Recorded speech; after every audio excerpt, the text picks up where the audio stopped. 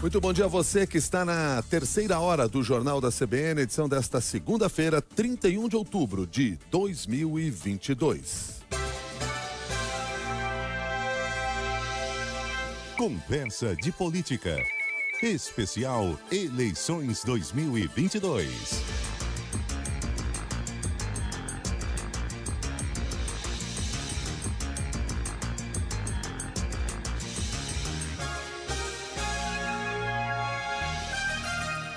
Time escalado para esta segunda-feira e todos apostos: Malu Gaspar, Lauro Jardim, Bernardo Melo Franco, Vera Magalhães. Obrigado pela presença de vocês nesta manhã importantíssima para o país, um dia depois da vitória confirmada pelas urnas e pelas instituições de Luiz Inácio Lula da Silva para a presidência da República. Vitória com uma série de marcos importantes. Mas quero começar a conversa com vocês aqui a partir da fala do presidente eleito Lula, que disse que vamos precisar unir o Brasil e esse será um dos seus desafios. Malu Gaspar, a partir da posição do presidente Jair Bolsonaro, que se calou até agora, e mesmo de atos de alguns poucos caminhoneiros pelo Brasil, essa tarefa se mostrará talvez bem mais difícil do que o próprio presidente imagina. Malu, bom dia. Bom dia, Milton. Bom dia, Cássia. Bom dia aos ouvintes e aos meus colegas.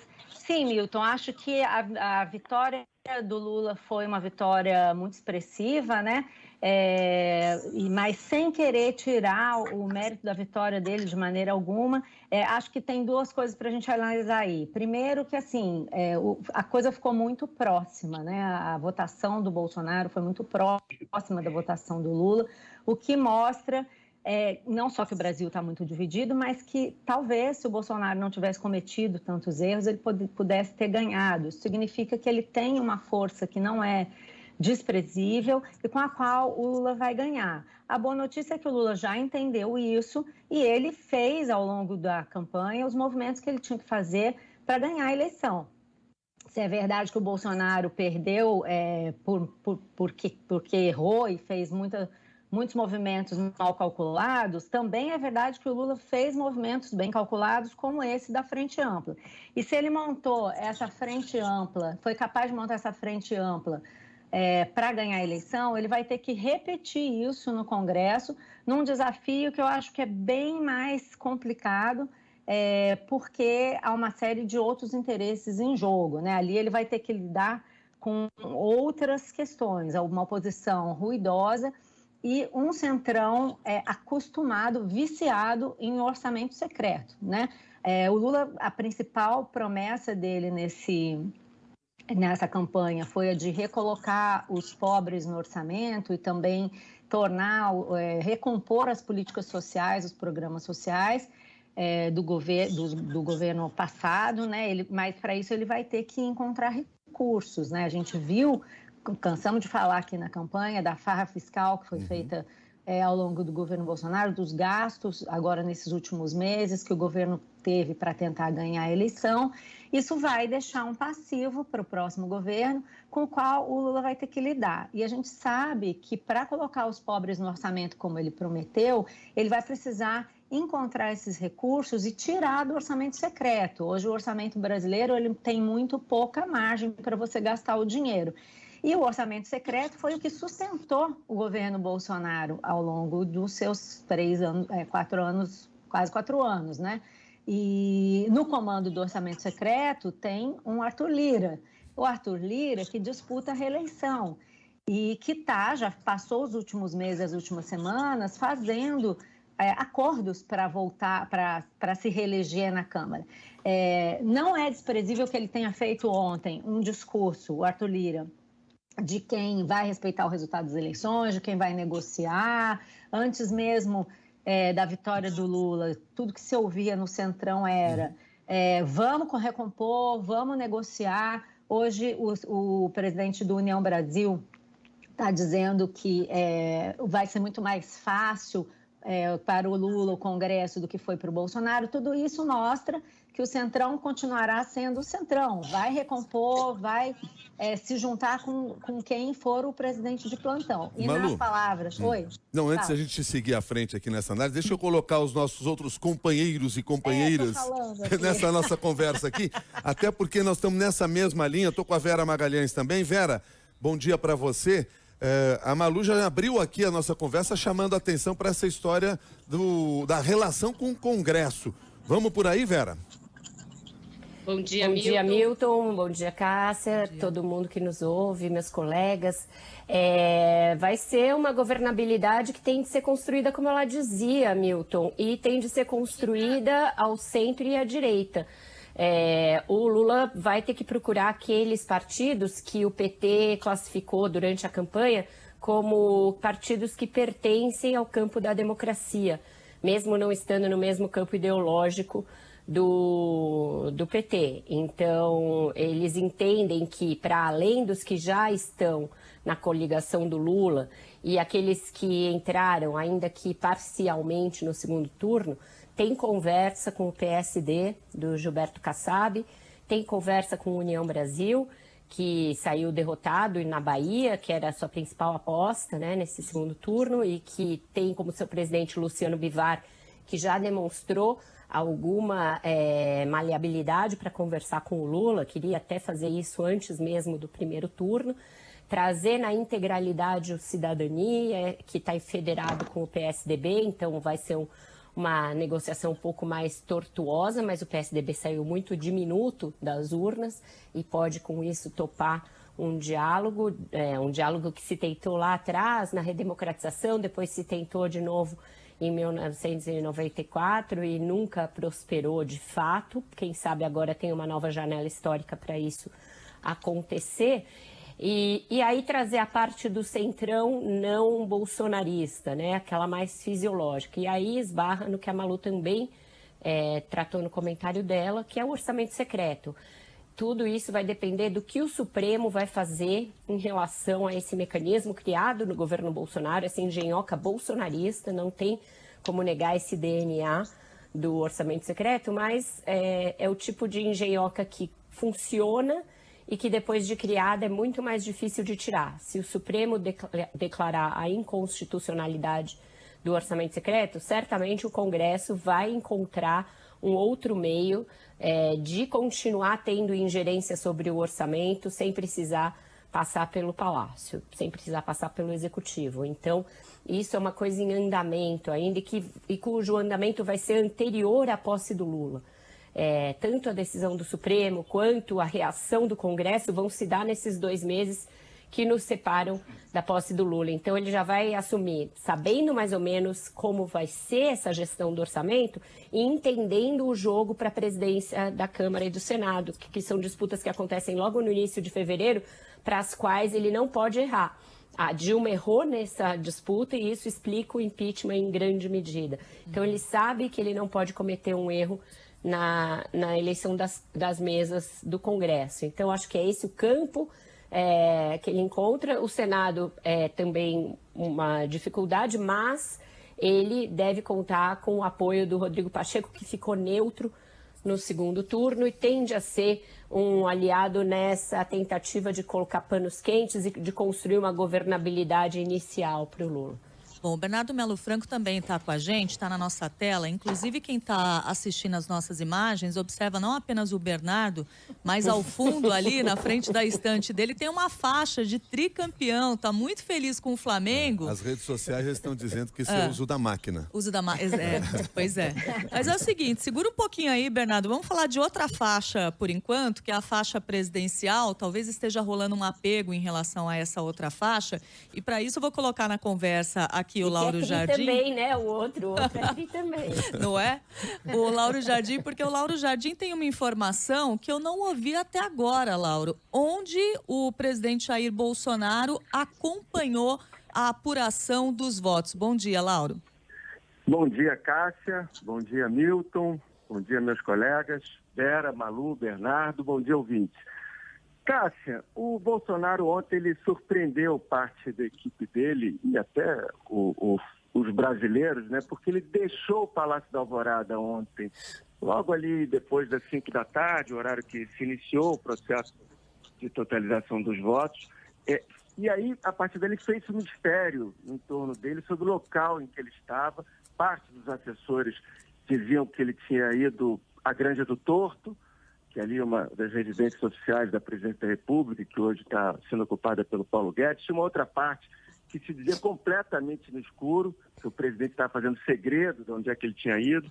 Bom, eu apurei, e o Bolsonaro assistiu à apuração dos votos, assistiu à apuração da derrota dele na casa do Flávio Bolsonaro, localizada lá no setor de mansões do Lago Sul, em Brasília, aquela famosa mansão de 6 milhões de reais comprada pelo Flávio Bolsonaro há 2 anos atrás. Curioso que no primeiro turno, o Bolsonaro ele acompanhou as apurações no Ministério da Defesa e ficou lá entre 5 e 8 horas da noite, só saiu de lá quando foi confirmado que tinha segundo turno. Dessa vez ele preferiu ir à casa do filho. Agora, Cássia, Malu e Vera falaram um pouco das dificuldades do Lula. Eu queria a partir de agora, eu queria dar um pitaco nisso também.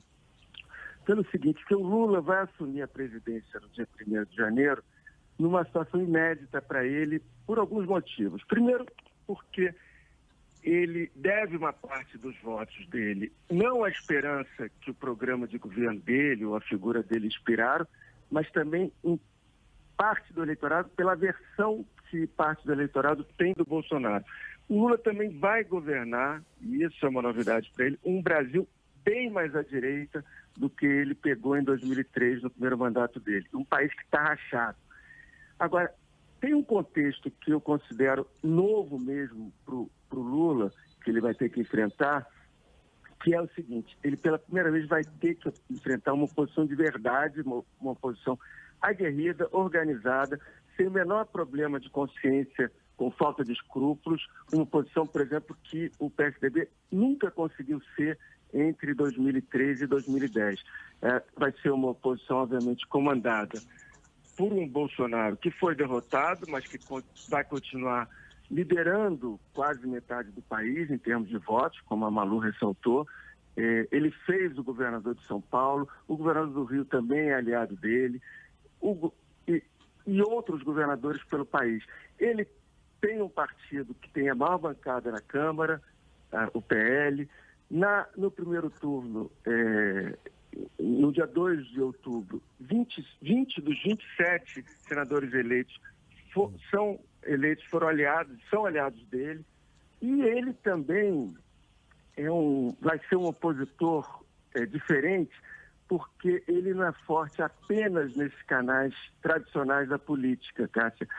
Ele tem esse arsenal poderoso de artilharia que está ali nas redes sociais, e ele ainda é hegemônico, o bolsonarismo ainda é hegemônico nessa área, apesar dos esforços do PT. O Bolsonaro também tem ao lado dele as igrejas evangélicas, ainda que a gente possa esperar que algumas dessas denominações evangélicas vão se bandear para o colo do Lula. O discurso conservador do Bolsonaro nos costumes está muito mais casado com as pregações dos neopentecostais do que o Lula jamais vai ter condição de fazer, até porque o Lula deve satisfações a outros setores da sociedade que o Bolsonaro despreza. Ou seja, para terminar, o Bolsonaro agora passa a posição de estilingue, podendo apontar os erros do adversário, e a gente sabe que o Lula vai assumir o governo numa condição, enfim, de tentar arrumar a casa depois dessa orgia fiscal que foi executada nesse ano, nessa tentativa do Bolsonaro de se reeleger. Bernardo Melo Franco, sua vez de falar, Bernardo, e comemorar a vitória do seu Flamengo. Bom dia, Milton. Bom dia, Cássia. Bom dia. Vera, Malu, Lauro. Prazer estar aqui com vocês depois dessa noite histórica, Começo agradecendo, Milton, pelos parabéns, não em meu nome, mas em nome da nação rubro-negra, que estava ansiosa para ver você reconhecendo o resultado, não das eleições, mas da final da Libertadores. Eu reconheci imediatamente após. Aqui a gente reconhece. Eu reconheci imediatamente após. Eu estou muito acima disso, pode ficar tranquilo. Milton, é o seguinte, falando em reconhecimento de resultado, acho que esse é um ponto importante para a gente botar na conversa, porque havia muito temor, né, e um temor fundado, um temor baseado em fatos bem objetivos, de que o presidente Jair Bolsonaro ontem fosse tentar insuflar algum tipo de contestação aos resultados. Bolsonaro deu inúmeras amostras de que estava disposto a fazer isso e que estava disposto a seguir, de certa forma, o roteiro do Donald Trump nos Estados Unidos, roteiro que culminou com aquela tentativa de invasão do Capitólio no dia 6 de janeiro do ano passado. Pois bem, dá para a gente dizer já que os primeiros movimentos da classe política, da comunidade internacional, mesmo de aliados do Bolsonaro, esvaziaram quase que por completo essa possibilidade. Veja, um dos primeiros a reconhecer a vitória de Lula foi o presidente da Câmara, Arthur Lira, que é o fiador político do Bolsonaro, foi aquele que foi responsável por matar no peito todos os pedidos de impeachment apresentados contra o ainda presidente, especialmente durante a pandemia, naquela gestão criminosa que foi feita da pandemia, sabotagem às vacinas, ao distanciamento social. O Arthur Lira ali foi quem defendeu o Bolsonaro. E ontem ele deu uma demonstração aí para a praça de que essa defesa tem limite, essa defesa tem prazo de validade. Então, o que a gente está vendo desde ontem à noite são as forças políticas se reacomodando, mesmo aliados de primeira hora do Bolsonaro, como o pastor Silas Malafaia, a senadora eleita Damares Alves, todos esses ali num tom de resignação, alguns até parabenizando o Lula pela vitória. Então, acho que isso fica muito esvaziado, já é uma boa notícia para a democracia, que a gente não precise passar por esse momento de turbulência tão aguda como se pronunciava. Agora, o desafio nesse momento é o desafio do Lula, né? Quando se fecham as urnas, a gente fala do perdedor, mas os olhos todos se voltam para o vencedor. Então, a expectativa toda vai ser em cima da montagem do governo, do que o Lula vai poder tirar da cartola para recuperar especialmente a economia nesse começo de governo. O Lauro falou aí, usou uma expressão que achou muito boa, da orgia fiscal, né, que foi feita nesses últimos meses para tentar comprar a reeleição do Bolsonaro, que é disso que se trata, né, um derrame inédito de dinheiro público na reta final de uma campanha para beneficiar o presidente que estava disputando o segundo mandato. Isso não deu certo para o Bolsonaro, mas vai deixar uma conta muito salgada para o próximo presidente, para a sociedade brasileira, especialmente considerando que o Lula ontem, no seu discurso da vitória, enfatizou muito que o seu maior compromisso é erradicar mais uma vez a fome, tirar o Brasil do mapa da fome. Para fazer isso, ele vai precisar de dinheiro em caixa, ele vai precisar arrumar a casa, e isso vai ser talvez a principal tarefa daí para frente. Claro que tem outras, uma delas é você recuperar a imagem do país no exterior, e disso já se começou a tratar ontem. Inclusive, vale a pena frisar que o Joe Biden, presidente americano, foi um dos primeiros a ligar para parabenizar o Lula, que não deixa de ser curioso, né, porque o Bolsonaro levou 38 dias para reconhecer a vitória do Biden nos Estados Unidos. O Biden talvez não tenha levado muito mais de 38 minutos para reconhecer a vitória do Lula no Brasil. E aí tem outras tarefas adiante. Quer dizer, reconstruir as instituições que foram torpedeadas pelo bolsonarismo nesses últimos 4 anos.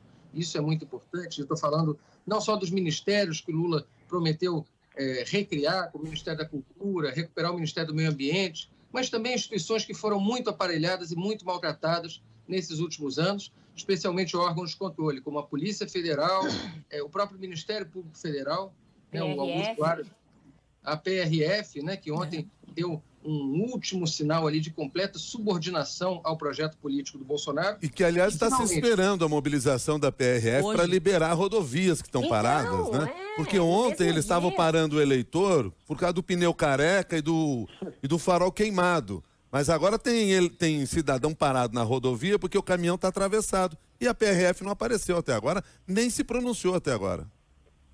Exato, Milton. E esse foi talvez o fator de tensão maior ontem durante a votação, né? Essas blitz para lá de suspeitas que foram feitas especialmente na região Nordeste, como a gente sabe, um reduto eleitoral do presidente eleito Lula. Agora, por último, acho que tem uma tarefa muito importante aí pela frente, da qual me parece que os petistas já têm consciência, que é isolar a extrema-direita. A gente já conversou, alguns colegas falaram sobre o desafio do Lula de montar uma base parlamentar. A gente sabe que o PT e a esquerda sozinho não tem maioria, mas mais do que isso, acho que o ex-presidente, futuro presidente novamente, vai precisar isolar a extrema-direita, vai precisar tirar ali a força desse radicalismo político, desse extremismo político, que saiu revigorado, é verdade, nas eleições para o Congresso, mas que numericamente ainda é minoritário. Então, a construção de uma coalizão deve levar em conta a necessidade de atrair setores moderados, setores de centro, até parte da direita civilizada que já apoiou Lula nesse segundo turno, e especialmente isolar essa forma bárbara, né? Essa forma pouco civilizada de fazer política que marcou as relações em Brasília nesses últimos 4 anos. Bernardo, isso que o Bernardo fala, diga, desculpa, Vera. Cássia, eu acho que tem um papel aí dos partidos, né, para isso, porque nos Estados Unidos o trumpismo permaneceu porque está incrustado na máquina do Partido Republicano e tem o comando dessa máquina. Aqui no Brasil é diferente. O PL é do Valdemar Costa Neto. Agora que ele colheu os resultados da aliança com o Bolsonaro, ele não necessariamente precisa se manter atrelado ao bolsonarismo. Ele pode até expelir esses mais radicais, como fez o PSL lá depois de 18, e tentar se manter com os mais fisiológicos, centrão raiz ali.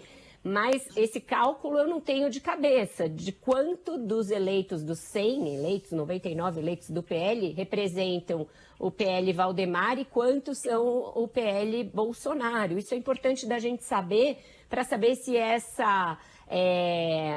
esse isolamento a que o Bernardo se refere é factível sem que ele perca o controle do partido. Malu, olha... diga, tô vendo que você quer falar. Fala, Malu. Não, eu ia falar 2 coisas, já ia emendar aí com o que a Vera está dizendo, Vera, que eu me lembre, mais ou menos metade das matérias que eu andei lendo quando acabou o primeiro turno. Agora, tudo isso que a gente está falando só significa uma coisa, né? Vai ser bem mais caro para o Lula do que foi, por exemplo, no começo do governo dele, né? A gente vai ter novamente uma negociação no começo do outro governo. Nem sei se mais caro, viu, gente? Mas a gente vai ter uma negociação bem complexa e bem cara. Isso que a Vera falou demonstra que o Valdemar da Costa Neto virou a noiva do momento, né? Ele tem 99 deputados, ele tem 15 senadores, ele já tem um acordo com o Arthur Lira no momento de ter o vice-presidente da Câmara, desde que o PP apoie o PL no Senado. Esse acordo é pré-vitória do Lula, mas já contando um pouco com isso, né? O Arthur Lira sabia que o Lula podia ganhar e se cercou de cuidados para tentar amarrar todo mundo nele, né? E a gente tem que lembrar o seguinte também, antes da eleição, o deputado Elmar Nascimento, que é do União Brasil, mas é praticamente um braço, como é que se diz isso, gente? Um preposto do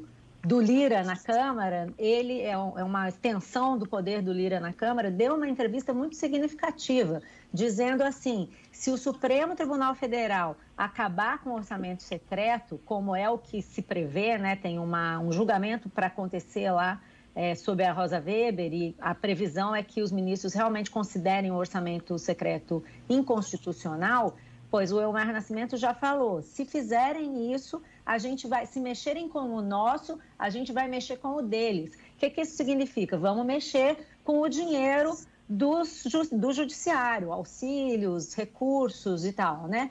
Então, já existe agora posta uma ameaça de revide, né? Então, o que o governo vai precisar fazer? O que o Lula vai precisar fazer? Que a gente sabe, eu andei apurando antes da eleição, que a gente sabe que está em curso. Vai ser feita uma proposta alternativa, de modo que, assim que o orçamento secreto cair, se ele de fato cair, o PT já tenha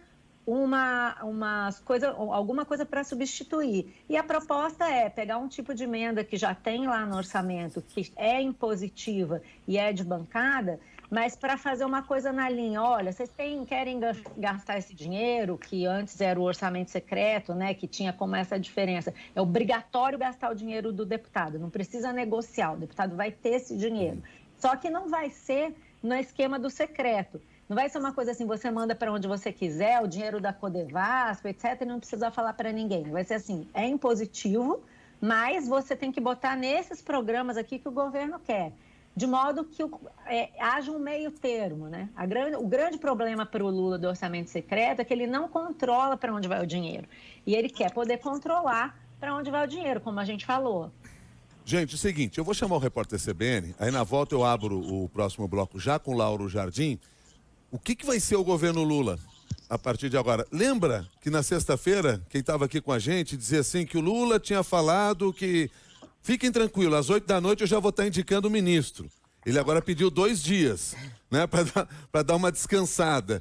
Mas vamos pensar um pouco depois o que pode ser esse governo Lula, diferente de dos outros governos do Lula? A gente fala sobre isso logo depois do repórter CBN. 8h30. Repórter CBN. Oferecimento Bradesco Seguros. Com você, sempre.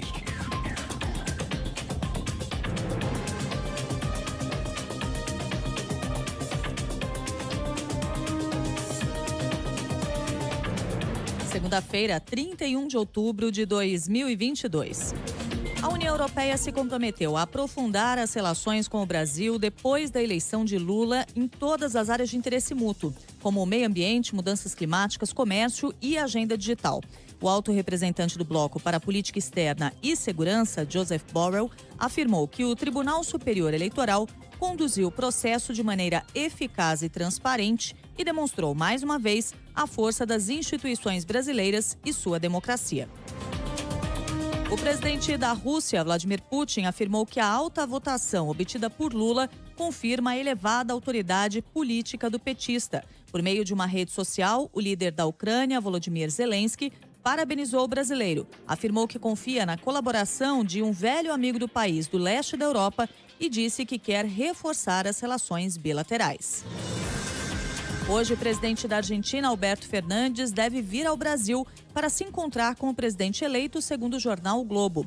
Ontem, o presidente dos Estados Unidos, Joe Biden, telefonou para Lula e o parabenizou pouco depois da confirmação da vitória do petista. O líder americano também se manifestou pelas redes sociais e emitiu um comunicado oficial pelos canais da Casa Branca. O presidente Jair Bolsonaro continua fechado no Palácio da Alvorada sem se manifestar oficialmente sobre a eleição. Mais cedo, aliados próximos começaram a chegar ao local, como o senador Flávio Bolsonaro e o tenente-coronel Mauro Cid. O Ministério Público do Trabalho recebeu ao menos 238 denúncias de assédio eleitoral no fim de semana. Ao longo de todo o segundo turno, foram 2.481 queixas. A região sudeste teve a maior parte dos registros. No horário de Brasília, 8h32. Repórter CBN. As principais notícias do dia a cada meia hora.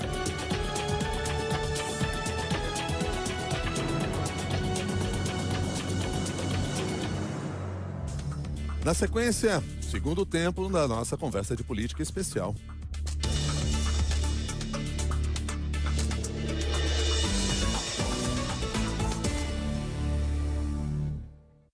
Rádio CBN, ZYD 800, FM 90,5 MHz, São Paulo. Na internet, cbn.com.br, em nosso aplicativo e nas plataformas de podcasts. CBN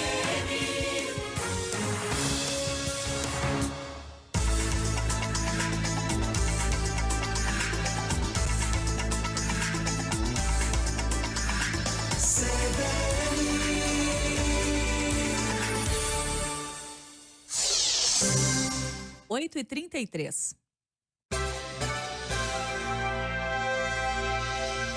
Conversa de Política. Especial Eleições 2022.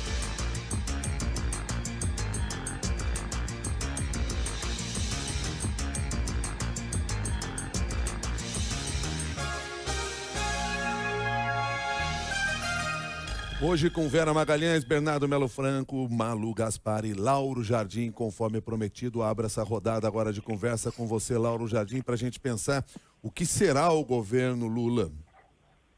Milton, eu já falei aqui de algumas situações inéditas que o Lula vai enfrentar, diferentes das que ele enfrentou entre 2003 e 2010, e você chamou a atenção para a primeira promessa descumprida do Lula, ou seja, que ele havia dito que na noite da vitória ele já daria o nome dos integrantes da equipe econômica e agora ele está tendo para descansar. O que me parece é que ele ainda não tem esses nomes fechados. E, como também já foi dito aqui, o novo governo vai ter que aplicar uma política fiscal rigorosa para ter chance, por exemplo, de reduzir as taxas de juros, reduzir a inflação.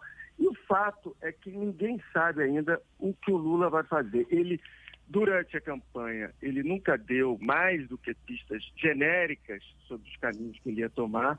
Muita gente achava que ele não deveria ser cobrado por isso. Eu sempre discordei disso. Eu acho que na campanha é o momento do candidato ser cobrado, sim. Ele sempre alegou que a história dele de responsabilidade fiscal, que é verdadeira, bastava para as pessoas ficarem tranquilas. O fato é que há um consenso que a solução para resolver o que eu chamei aqui de orgia fiscal promovida pelo governo Bolsonaro nesse ano, a solução vai ter que ser dura e evidentemente vai causar frustração em parte dos eleitores dele, que sempre esperam uma resposta rápida para as agruras que estão sentindo. Agora, tem esse consenso que a solução vai ser dura e a gente não sabe o que vai acontecer. Eu estou lembrando aqui, em 2014, a então presidente reeleita Dilma, dias depois de ser vitoriosa na eleição contra o Aécio Neves, ela nomeou para o Ministério da Fazenda o Joaquim Levy, um economista liberal. Foi considerado ali, e é fato, um estelionato eleitoral, porque ela passou a campanha inteira dizendo que a economia estava em condições razoáveis, etc. E, evidentemente, a nomeação do Joaquim Levy àquela altura mostrou que o país precisava de um economista mais ortodoxo para tentar botar as coisas no lugar. Nesse sentido, o Lula não vai fazer nenhuma surpresa nesse sentido, até porque ele deixou promessas muito vagas no ar, ao contrário da Dilma em 2014. Agora, continua a grande dúvida, que é uma das perguntas chaves a partir de agora, quem o Lula vai escolher para ministro da Fazenda. No mercado financeiro, evidentemente, as cobranças já começaram e o mercado financeiro costuma ser cruel com governantes que demoram a tomar determinadas... demoram a externar quais são os caminhos que eles vão tomar. E aí, Bernardo, qual é a cara ou quais serão as caras desse governo?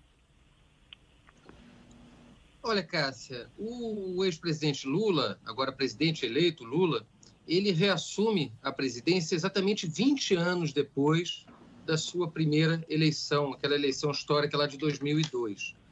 E muita gente que estava naquela campanha acabou saindo do radar de possibilidades desse futuro governo.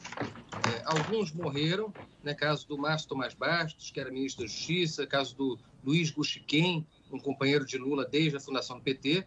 Outros caíram em desgraça, como os ex-ministros Antônio Palocci, José Dirceu, e o PT não se renovou a contento para formar um novo gabinete, vamos dizer assim, de estrelas petistas em ascensão.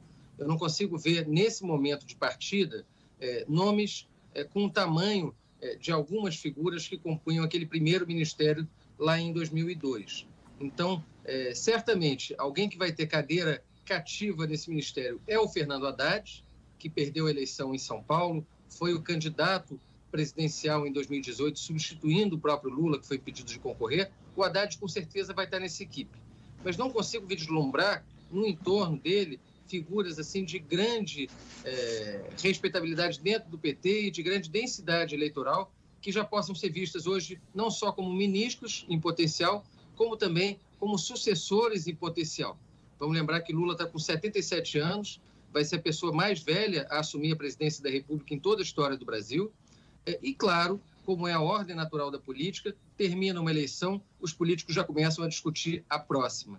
Então, essa questão da sucessão, certamente ela vai passar pelas conversas e deve passar, inclusive, pela própria cabeça do Lula na montagem dessa equipe.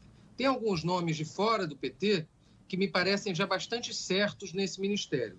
O principal deles é a Simone Tebet, que foi a terceira colocada, que teve um papel importante nesse segundo turno, na atração ali de setores do conservadorismo para a candidatura do Lula, né, setores moderados, gente que acreditava na tal terceira via.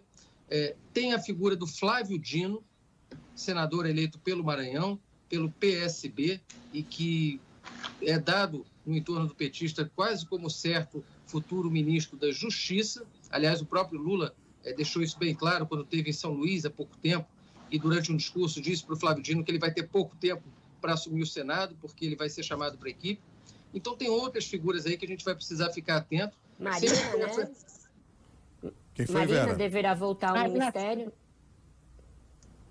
Acho que a Marina ainda é uma incógnita, né? Se ela volta ao ministério ou se ela indica alguém como seu representante no Ministério do Meio Ambiente. Ela certamente também se cacifou para isso, foi uma figura que esteve ao lado do Lula nessa reta final da campanha.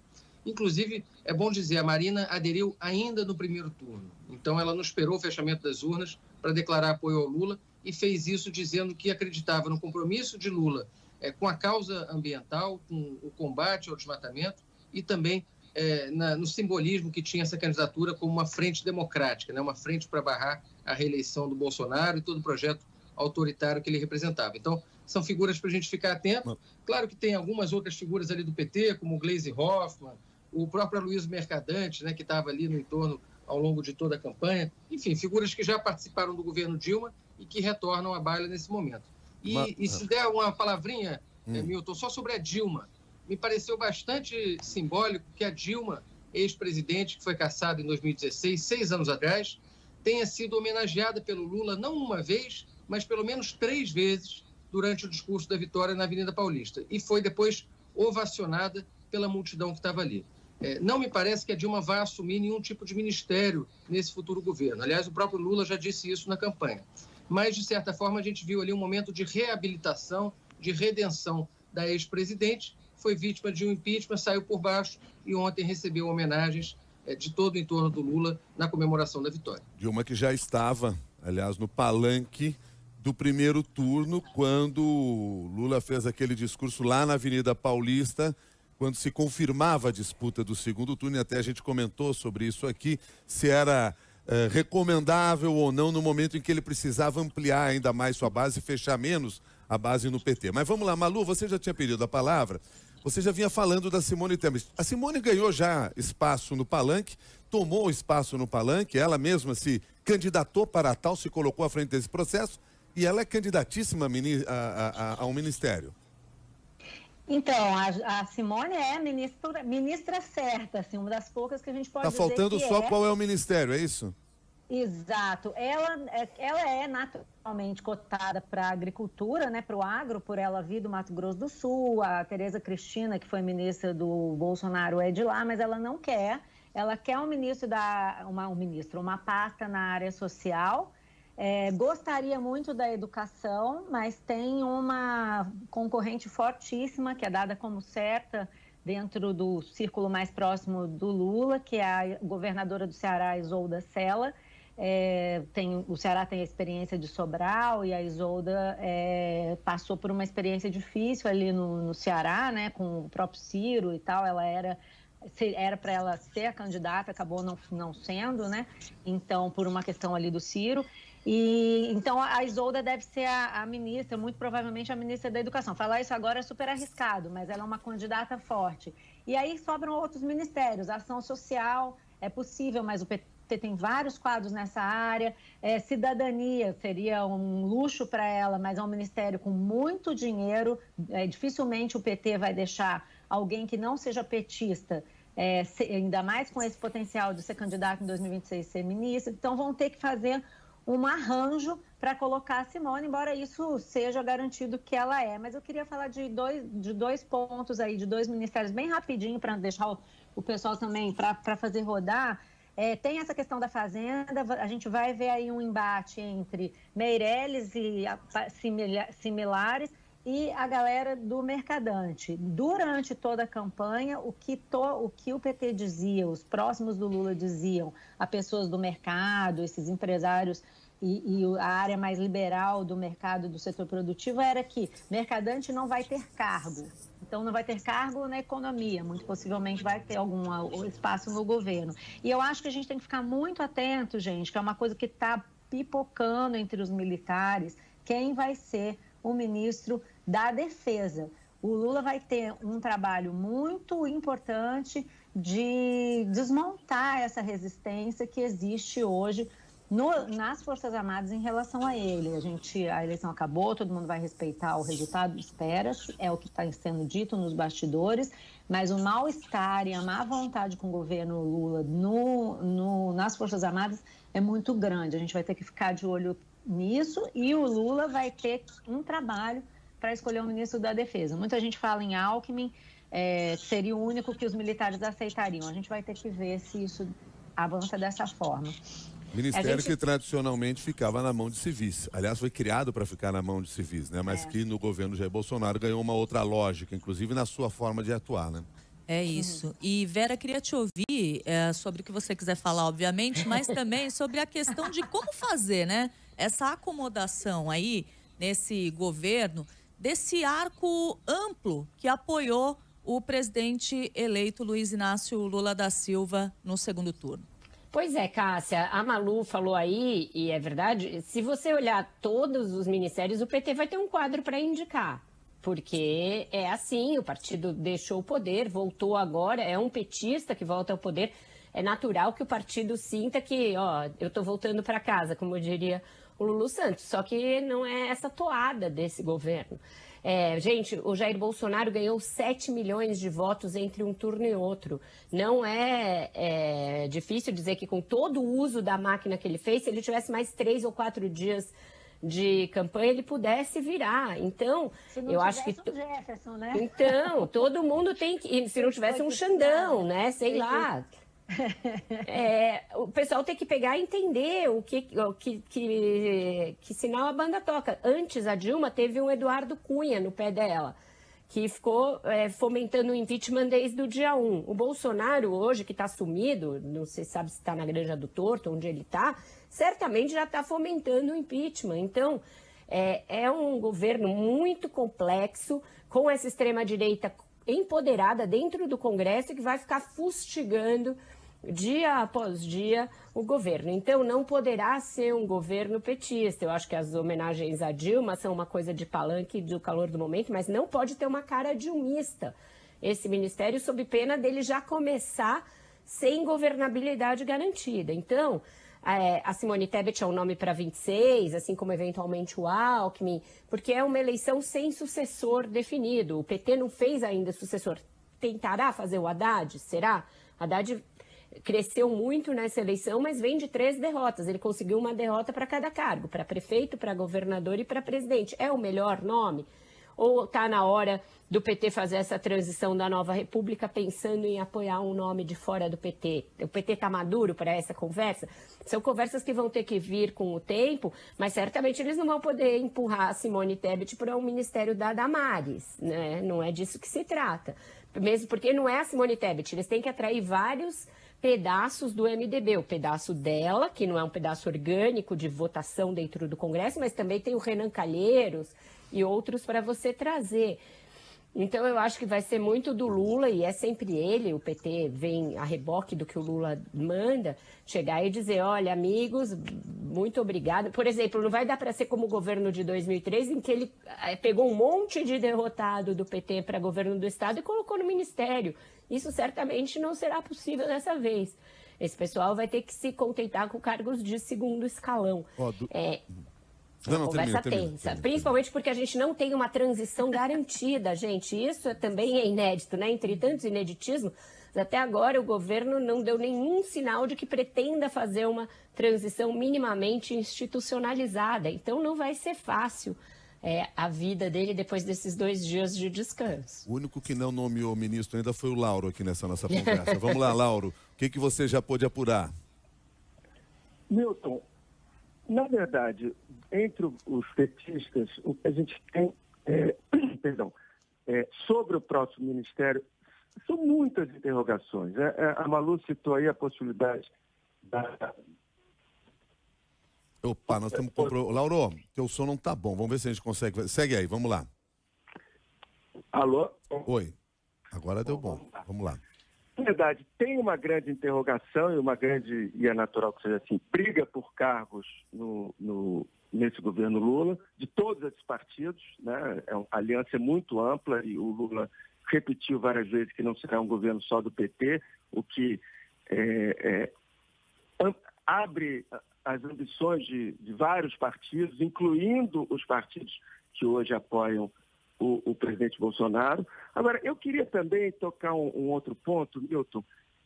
A Vera e o Bernardo falaram um pouco da possibilidade de sucessão, a sucessão de 2026 pelo lado do Lula. A Vera citou aí a possibilidade de Fernando Haddad ou de um outro quadro do PT. E eu queria ir para o outro polo, ou seja, o polo da direita. Tem uma discussão ainda em estágio inicial que, por parte da elite paulista, que está apostando desde já no nome do Tarcísio de Freitas, o novo governador de São Paulo, como um líder de uma nova direita, uma direita mais moderada, mais civilizada, sem todo esse histrionismo e esses rompantes do Bolsonaro. Nesse caso, é só bom lembrar, isso, na verdade, semana passada eu conversei com várias pessoas do mercado financeiro, empresários, e todos apostando na eleição do Tarcísio como o início de uma caminhada dele para ser o possível candidato em 2026. Só que eu acho que aí é o caso de combinar com os russos, né?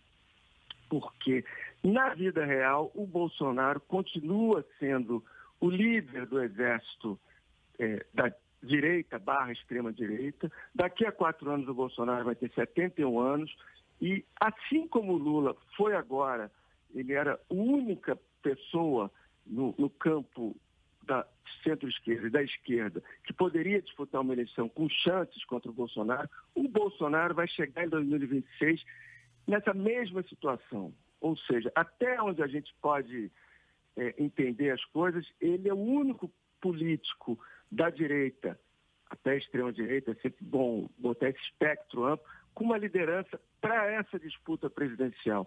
Quer dizer, é ele que consegue galvanizar até, de novo, onde a vista alcança, esse espectro para poder fazer uma disputa presidencial que, como todo mundo sabe, não deve ser contra o Lula, que será apenas presidente de um mandato. O Lula disse, só para terminar, pouco antes do seu primeiro turno, ele deu uma entrevista em que ele disse que estava organizando a Frente Ampla, que o desafio não era vencer o Bolsonaro, mas derrotar o bolsonarismo. Pois esse é o ponto, na verdade, que o Bolsonaro ele foi batido ontem, mas o bolsonarismo continua forte e vivo por aí. Falando de bolsonarismo continua forte e vivo, Bernardo, você acha que o Tarcísio de Freitas aqui em São Paulo está mais para polo do bolsonarismo no Estado ou para essa possibilidade de uma nova direita mais pragmática, mais técnica? Olha, Cássia, o Tarcísio de Freitas é um paraquedista político, né? Ele acaba de aterrissar no estado de São Paulo, foi uma candidatura fabricada pelo presidente Bolsonaro para ter um nome forte em São Paulo, e deu certo, ganhou a eleição, claro que muito ajudado também pelo sentimento antipetismo, pelo conservadorismo do eleitor no interior de São Paulo, mas o fato é que ele é governador, ele vai ocupar, a partir de janeiro, o segundo cargo na federação, né, um orçamento gigantesco, um enorme secretariado para nomear, e aí a gente deve ver um movimento de migração eu acho que isso é muito provável, de ministros atuais do governo Bolsonaro para o secretariado de Tarcísio de Freitas. O Tarcísio vai dar uma espécie de um cabide ali para os bolsonaristas que vão perder o emprego no dia 1º de janeiro. E, claro, todo governador de São Paulo é um candidato potencial à sucessão presidencial. Sempre foi assim, embora a história também mostre que dificilmente os governadores de São Paulo chegam lá, né? São inúmeros os exemplos, José Serra, Geraldo Alckmin, Orestes Quércia, políticos que saíram do Palácio dos Bandeirantes tentando chegar ao Planalto e não conseguiram concluir essa trajetória. Sobre o Bolsonaro, eu tenho um pouco de ceticismo em relação ao futuro do ainda presidente como candidato à sucessão em 2026. O primeiro dos motivos é o fato de que o Bolsonaro vai ter muito problema com a justiça a partir do momento em que ele passar a faixa ao sucessor ou deixar que alguém passe, né? Porque ele já deixou claro que não pretende participar da posse do Lula. O Bolsonaro ele vai ter que responder por muita coisa que ele fez nesses últimos 4 anos. Para citar só um dos casos, a gestão criminosa da pandemia, né? Todo aquele negacionismo oficial, a recusa a comprar vacinas, o encobrimento a esquemas muito mal explicados dentro do Ministério da Saúde, tudo isso deve resultar em ações penais contra o Bolsonaro, ações criminais, e agora ele não terá mais o foro privilegiado e a blindagem do cargo de presidente. Então, o Bolsonaro não perde apenas o cargo, as mordomias, as vantagens, né, toda essa pompa do poder em Brasília. Ele perde também a blindagem que o protegeu nesses últimos 4 anos de ser acionado criminalmente pelas coisas que ele falou e que ele fez. Então, é muito possível, na minha visão, que o presidente Bolsonaro esteja mais preocupado nesses próximos anos em se manter fora da cadeia do que propriamente em construir uma nova candidatura presidencial. E a gente sabe que o projeto do Bolsonaro, o projeto político do Bolsonaro, nunca foi um projeto partidário, sempre foi um projeto familiar. Se o Bolsonaro fosse eleito hoje, fosse eleito ontem, né, reeleito, a gente veria certamente aí uma tentativa de mudar a Constituição para permitir a eleição de um dos seus filhos em 2026. Acho que isso era uma coisa praticamente garantida, né, pela legislação brasileira. Depois de esgotada a reeleição, um parente direto não pode ser candidato a um terceiro mandato. Mas o Bolsonaro ia tentar certamente fazer esse movimento, muito provavelmente em favor do Eduardo Bolsonaro, deputado, o famoso filho 03. Se o Bolsonaro não for candidato em 26, como eu acredito que dificilmente terá condições para ser, a gente vai assistir também esses filhos do Bolsonaro, nessas crias mais orgânicas do bolsonarismo, tentando disputar um lugar ao sol com os recém-chegados. E olha, pela velocidade com que o Tarcísio de Freitas ontem reconheceu a vitória do Lula, falou em trabalhar junto, se mostrou ali alguém menos radicalizado do que o Bolsonaro, não me espantarei se nas próximas horas ou próximas semanas o Bolsonaro acabar dando chega para lá no Tarcísio ou vice-versa, porque agora a balança do poder pende para o Tarcísio e não mais para o Jair Bolsonaro. É possível que esse casamento, foi um casamento de conveniência aí, pré-eleitoral, ele acabe se desfazendo antes mesmo da discussão sobre 2026. Vale lembrar o que o Bolsonaro fez com o Sérgio Moro, que agora voltou para o braço dele, mas essa é uma outra história. E vale lembrar... O Bernardo não esquece o Zema não, hein, meu filho? O Zé Mineirinho tá lá.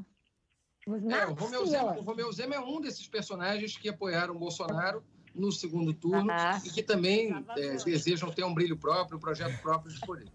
O que foi, velho? Já vazou também da órbita de poder do Bolsonaro. Mas ele deu mais voto para o Bolsonaro em Minas. Então, vamos dizer que desses todos que entraram no barco no segundo turno, o Mineirinho entregou um pouco. E Minas Mineirinho é o Romeu Zema, né? Mineirinho, tá. Romeu Zema, e ficou um pouquinho diferente Minas do Brasil dessa vez, mais apertado ainda em Minas que no resto do Brasil. Em relação ao Tarcísio... 49 mil votos de diferença em Minas. Uma loucura. E em relação ao Tarcísio, tem um personagem que já está esperando só fechar o caixão do Bolsonaro para trazer o Tarcísio para sua órbita, que se chama Gilberto Kassab, né? E que também já está ali na porta do Lula para negociar um ministério. Então, ele teve algumas jogadas mal calculadas ao longo dessa eleição, desse ciclo eleitoral, mas no final se saiu bem. Um personagem que volta com algum relevo aí depois de amargar um ostracismo e de seu partido sair com uma estatura apenas mediana no Congresso. Ele vai tentar trazer parlamentares de outras siglas e vai posicionar o partido para um lado e para o outro, tanto no governo de São Paulo quanto no plano nacional. O que eu acho que a gente tem que esperar para ver, e eu acho que isso tem muito a ver com esse futuro do bolsonarismo sem caneta BIC, continuará o estigma de que todos aqueles que romperam com o Bolsonaro morreram politicamente, ou isso estava muito ligado ao fato de que ele tinha o poder para esmagar a reputação e as chances políticas de outros? O Tarcísio vai poder dar esse passo de isolar os mais radicais e dizer, olha, esses daqui eu não quero colocar no meu governo, ou ele ainda não tem esse grau de autonomia para pular na água sem boia? Então, a gente vai ter que ver como é que vai se dar. Eu imagino que não será sem dor e sem trauma. Vai ser uma relação tortuosa essa do Tarcísio com o bolsonarismo, até ele achar que pode dar um grito de independência, mas isso certamente não será na primeira composição do secretariado. Ele vai ter que aquecer muito de trazer alguns desses anjos caídos do bolsonarismo.